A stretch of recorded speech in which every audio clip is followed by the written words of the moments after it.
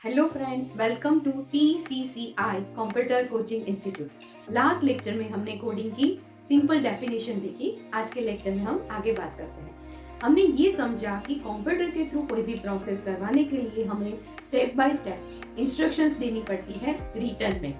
उसके लिए हम कोई भी प्रोग्रामिंग लैंग्वेज का यूज कर सकते हैं, जैसे कि C++, जावा, पाइथन, डॉटनेट एक्सेट्रा। ये सारी प्रोग्रामिंग लैंग्वेजेस कहलाती है हायर लेवल प्रोग्रामिंग लैंग्वेज। अब ये समझते हैं, actually there are two types of programming language. First one is higher level programming language, second one is low level programming language. Higher level programming language is like an English, जिसमें हम sentence की तरह लिखते हैं। तो coding में भी हमें सारी इंस्ट्रक्शन सेंटेंस की तरह लिखनी होती है। Second one is low level programming language, जिसको हम machine code, machine level language भी कह सकते हैं, विच कंटेन्स ओनली 0 and 1। अब यहाँ पे प्रॉब्लम क्या है, हम कोड लिखेंगे हायर लेवल प्रोग्रामिंग लैंग्वेज का यूज करके, बट प्रोसेस कौन करके देने वाला है? Computer. And computer can't understand this higher level programming language. अगर कंप्यूटर ये लैंग्वेज समझ ही नहीं सकता है तो वो हमें हमारा रिजल्ट कैसे दे सकता है ना? लेकिन कंप्यूटर सिर्फ मशीन कोड समझ सकता है, and as a human being it's not possible to write code using machine level language. तो ये प्रॉब्लम है, हम कंप्यूटर की लैंग्वेज में कोड लिख नहीं सकते, कंप्यूटर हमारी लैंग्वेज समझ नहीं सकता। So solution is we need one translator, जिसको हम बोलेंगे compiler. Compiler higher level programming language को ट्रांसलेट करेगा लो लेवल लैंग्वेज में।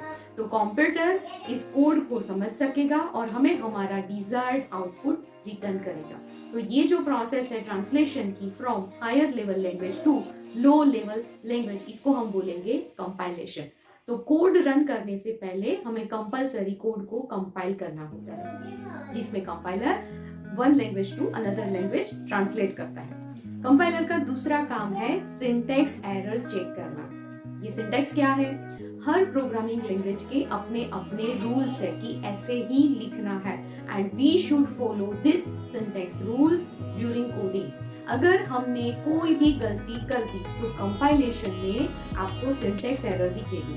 तो कोड रन करने से पहले जब हम कोड को कंपाइल करते हैं तो कंपाइलर चेक करेगा कि वहाँ पे कोई सिंटैक्स एरर है, यानी कि हमने लिखने में कोई गलती तो नहीं कर दी है ना। अगर हमने कोई भी गलती की है, जैसे कि हम सेमीकोलन भूल गए, ब्रैकेट भूल गए, तो हमें कंपाइलर एरर दिखाएगा। We should correct our code and then only we can run our code, and उसके बाद हमें हमारा आउटपुट सक्सेसफुली मिलेगा।